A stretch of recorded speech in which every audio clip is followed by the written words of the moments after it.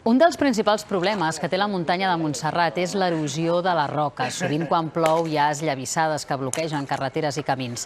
Ara, per frenar aquesta erosió, s'estan construint murs de pedra seca, una tècnica ancestral de construcció que frena l'aigua i la deixa passar sense que s'erosioni i s'ensorri el mur.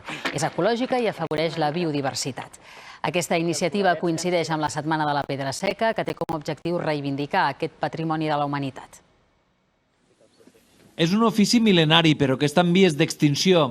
Ja queden pocs margeners en actiu, com estos que refan un marge que s'ha solsit. Per fer una construcció de pedra seca no cal ciment, però sí una bona tècnica. Davant solem col·locar la pedra més bona i sempre de punta dins, perquè si no què passa? Que això no aguanta tant. I ara tot això ho anirem ficant tot lo dolent, o sigui el reble que diem nosaltres. Lo dolent seria, per exemple, això. Això és el reble, que és el que ajuda a drenar i fer aguantar el marge. Alguns ajuntaments i entitats han començat a promoure la preservació de les construccions de pedra seca, com a Preixana, on restauren antigues cabanes que formaran part d'una ruta.